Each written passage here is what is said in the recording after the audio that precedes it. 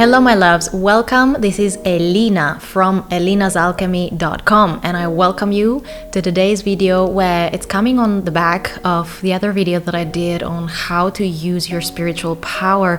Now this is also another very requested video. It is about how to tap into your spiritual self, how to tap into that spiritual power of ours. And before we dive in, I would like to invite you to give a thumbs up to this video, subscribe if you feel called to, or if you feel like someone else might need to hear this video, feel free to send it to them as well. I do have a Patreon subscription where we do sound healing events, energy healing events, channelings, all sorts of beautiful things, light language transmissions, and I will be happy to see you there if this offering resonates with you. I also create energy healing music. I'm a professional recording artist as well, so you're gonna find my healing music also in the description of this video. In the comments you will find all of the links also to my book, The Alchemy of Angelic Invocation. Now that the shameless self-plug is out of the way, let's go dive into the video. Sorry, not sorry you guys, just I have so many things that I've created through the years and I realize I'm not talking about them, and so most of you don't even know about them. So thank you for your patience and allowing me to remind you of these offerings, and for many of you, present them to you for the first time. So my beautiful ones, how to tap into your spiritual self. Number one, I think the most grounding thing that we can do for ourselves is a daily practice of meditation. Now, meditation can look very different for each and every one of you, and it can also look different depending on where you are at in your life. Your meditation can look like actual meditation, like doing guided meditations, focusing on the breath, or just sitting in stillness, walking meditation. For me, something that I love to do is I love to go by the river and just fixate my stare in the water and just gazing into the water and allowing myself, my consciousness, to just merge with the consciousness of the water. This is like my favorite type of meditation. This is also a type of meditation that can act in a very cleansing manner, can cleanse your energy. Imagine, visualize yourself being in the water, and as the water is like flowing past you, past your head, your heart, whatever, it's taking away with it all of the things that you don't want to be carrying anymore. So a daily practice of reflection and silence. Why? Silence to hear the divine, yourself, your thoughts, your emotions. So meditation and like this practice of reflection is exactly when we go into stillness to hear spirit. And then speaking to spirit is also another part of that. And speaking to spirit for me happens through prayer. Now, prayer can look very different. Most people have this idea of getting down on our knees and really begging some being outside of ourselves to do us a favor and do XYZ for us. This is not what I consider prayer. I feel like this is deriving from religion, which is a no-no for me. I actually wrote a book called The Alchemy of Angelic Invocation, where I'm exactly step by step even showing you how you can create your own prayers, you can create your own petitions. Why this is important? Because you learn how to remove yourself from this energy of running to some other entity, me, the lowly, unworthy one, please do this for me because I have no power of my own. No, going away from that and tuning into the elevated energy of the pure open heart, and from that space going ahead and speaking to the divine and asking also whatever it is that you want to ask from the divine to bless you with or to assist you in coming into alignment with. When it comes to meditation per se, clearing, shielding meditations also are very important. Clearing and cleansing your energy is imperative using white sage, other herbs, salt baths. I do have dedicated tutorials for both things. Go into my educational videos playlist. You will find both tutorials on how to smudge your aura, or like using white sage, also how to cleanse your home, and how to work with sacred healing baths, how to prepare such baths for yourself. Why this part is so important? Because all of the external muck or whatever, or the trauma or the energies or whatever you've been through, it gets stripped away. Maybe not from day 1 to day 2. I always feel like 21 days is how long it takes for new energies to click in. Engage in prayer, in clearing your energy with white sage for sure, but also maybe once a week doing a healing bath, a salt bath, Epsom salt baths, and you will see that in 21 days you will start feeling your very own unique individual signal rising. Nature is always incredible in helping us tap into our spiritual self for many reasons. Nature is the original church, is the original place of worship, place of connecting with the divine. Nature holds such a pure frequency and signature that it reminds the purity in us. It helps us connect with the divine, with the infinite creator, helps us recognize the creator, helps us recognize ourselves as creators, helps us elevate our emotional and energetic frequency, because it helps us clear and cleanse our energy so that not so much interference is there anymore, and we can finally tune into our own sound. Speaking about sound, next is music, tones, frequency, brain waves, alpha brain waves, delta, theta brain waves. You can find so many videos like this on YouTube, but even better, because sometimes I feel like a lot of the YouTube videos, they're fishing for views, so they're gonna write that they are some kind of brainwave, but they're not.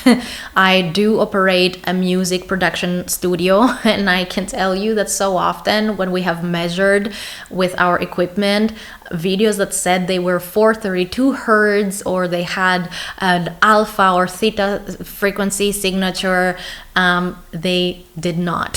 So I do have my favorite app that I work with. This is not an advertisement, although by now I have recommended it to so many people. They should probably sponsor me. An Android app called Brainorum. There are so many others if you have iPhone or other softwares on your devices. Talking about tone, also if you have singing bowls, or if you can have any instrument in your space, if you have a piano or a guitar, like something not electronic instruments, but instruments that are actually like vibrating their sound in the space. And that's why I'm saying also a guitar with the strings, or a violin, or crystal singing bowls also are incredible. They create a vortex of energy that cleanses and recharges.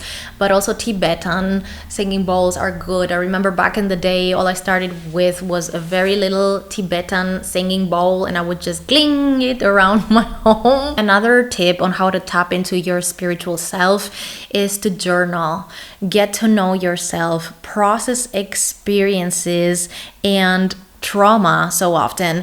And also you will see that through journaling, you're going to be processing so much that eventually you're going to free up the space inside of you, and thus intuition will start emerging. Intuition is truth, and it can only emerge when we start uncovering the truth of ourselves, the truth underneath all of the layers of constructed personas we developed in order to survive the socialization process. You might need to be alone for a while with no reinforcements of these societal constructs to witness and to understand what naturally wells from within you, and not these automated like actions and attitudes and reactions and opinions that we so often have to espouse in order to be liked or feel accepted or part of a group. Moving on, regulating the nervous system is imperative. We can't do anything with an unregulated nervous system. Spending time in nature, meditation, music, these things are also automatically also going to help you lower your stress. Go places also that inspire awe in your spirit, and also get curious. Examine, why do these places speak to me so much? Could it be that you are remembering old gifts from old lifetimes and timelines that you could be picking up on due to genetic predisposition? A lot of us, our genetic material is different because of the different energies and signatures that our lineage has been anchoring in. And so a lot of us have very different ways of having access to different times on Earth, different eras, different epochs, and different lifetimes of ours as well, and all of the different abilities or gifts or little things, little memories, things that resonate with us. So get curious about that. Research historical times that you feel drawn towards, the good and the bad, because sometimes we tend to romanticize the things that we feel a spiritual connection with. Like, I always felt very connected to the Celtic times and to the Viking times and like Scandinavia, the whole thing. But guess what? It's also very atrocious times. I went back in regression and I found that I was a woman warrior in Iceland all the way back then. So guess what?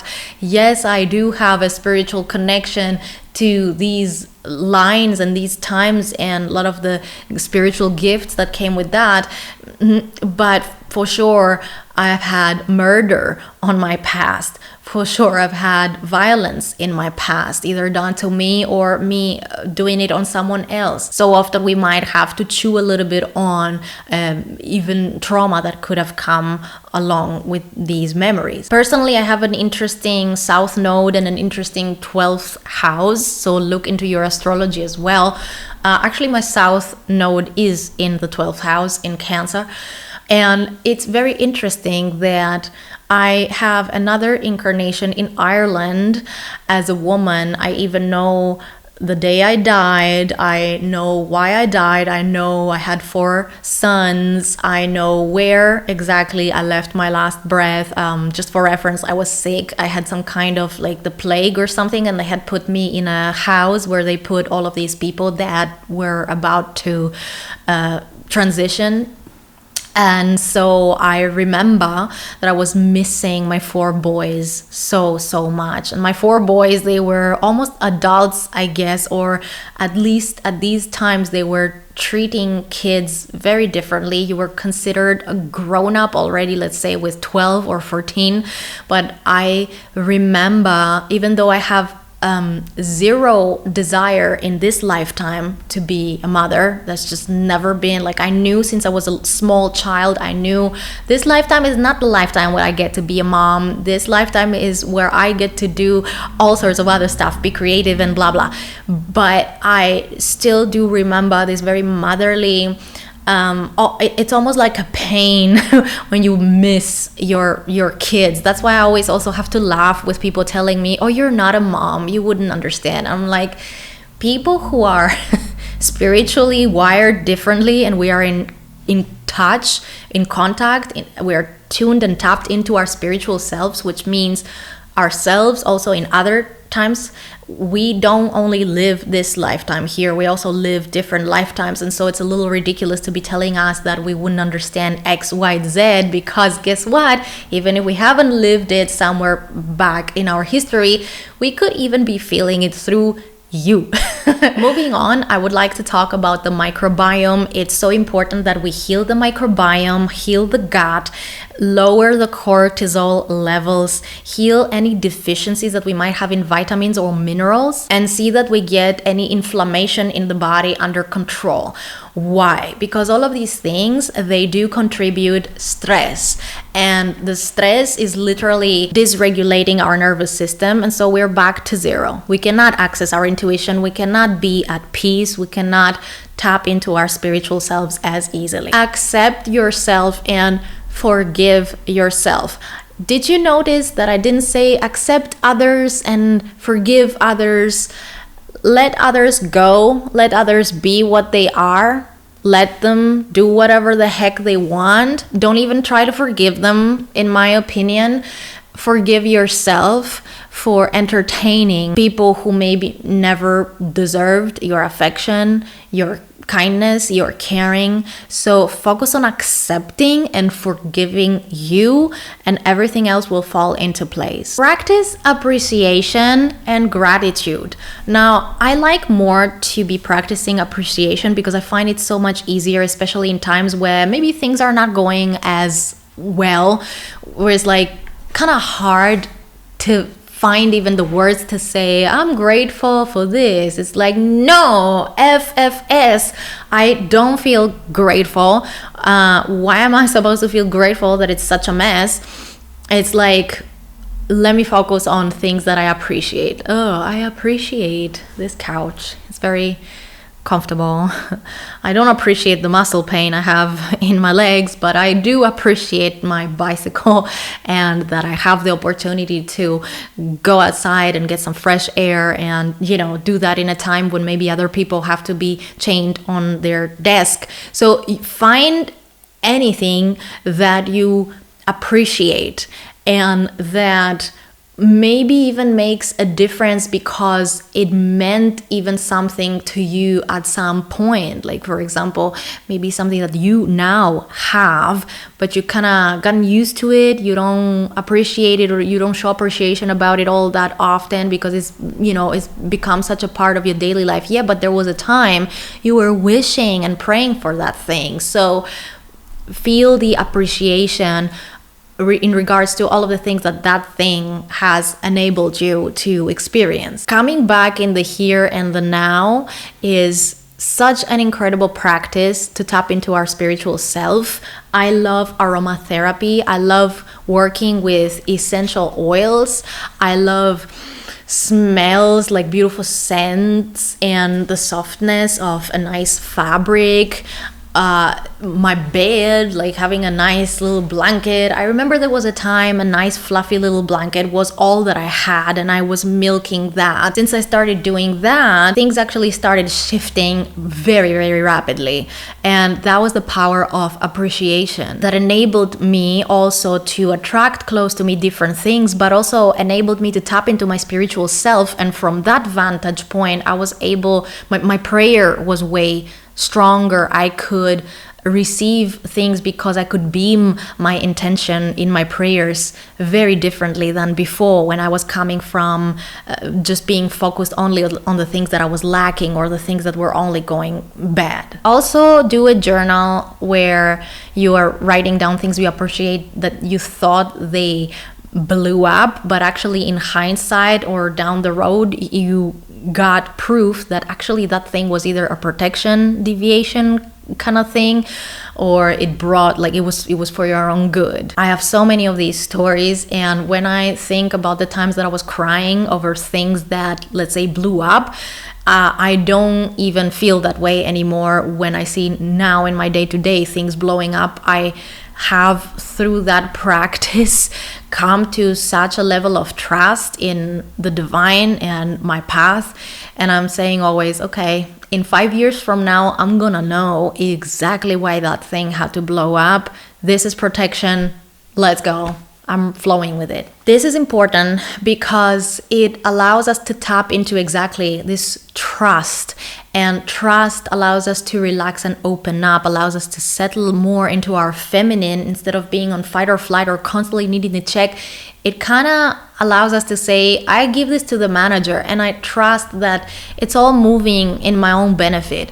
And that's a whole different level also of tapping into your spiritual self. Like, you really are starting to put trust in this spiritual connection, and whatever you pour into, it also starts delivering and giving to you more and more proof why you are right to be putting your trust in your spiritual connection. You start engaging in prayer, asking for things, talking for spirit and saying, Spirit, my angels, my guides, I wish to do this, that. What do you see for myself? Can you please make an opening? Can you support me? Please send assistance. Or, hey, I'm in a pickle. Please help me bring about a peaceful resolution to this issue. And you start seeing spirit delivering.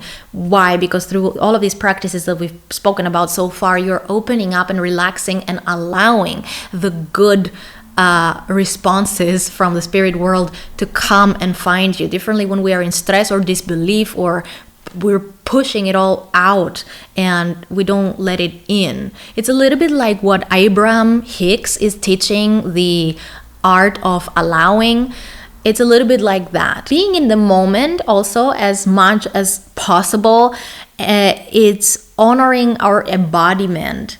And it allows us to embody more and more of our spiritual self. So we are starting eventually to see our spiritual self, playing out, being acted out in our day-to-day life. And that allows us to have a very different touch and connection with our spiritual self because we live with it. We act it out. Eating well, drinking well.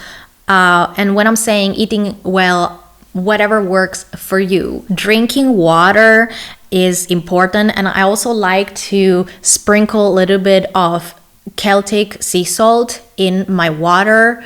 It does allow electrolytes and all of the different minerals, and it allows also the water to get into our cells way more easily. So I feel like water helps the energy move very differently in the body. Stop doing drugs, move the body, make sure you're getting good sleep. Recognize desires, even from things that you see right and left and maybe they elicit a strong response from you, like jealousy or envy. Don't just try to hush these emotions or whatever. Just take it as an information and be like, okay, this is trying to show me something that I desire, but maybe I feel like it's not possible for me. Where ta-da, it is possible. Everything is possible. It's just that depending on where we are standing from, for some of us something might take more time or more steps, but nevertheless everything is theoretically possible. And so let's stay open to the possibilities, but also recognizing these desires, accepting them instead of saying I can't have that, so I'm gonna pretend I don't even want it. Let's recognize our desires and say, you know what, this speaks to me. And furthermore, aligning our actions with moving towards the direction of that thing that has spoken to us. This is also very important. And finally, speak to your soul. Speaking to our souls through writing it letters or meditation while we are in a receptive mode. Speaking with ourselves. Sometimes I have whole conversations, or I might be speaking to my spirit team and then I start speaking and answer a solution and I'm realizing, oh, it's what they are responding to me. So speaking either through written or spoken word, but holding conversations with ourselves, mirror work is also very, very interesting. Who knows what you might find? Who knows, you might be very surprised to find that your spiritual self has been very much always there, just waiting for you to reach out. And so on that note, I'm going to leave you for now. I hope this video helped give some insight. I send you all of my love and I hope to see you soon again here at Elina's Alchemy. Goodbye for now.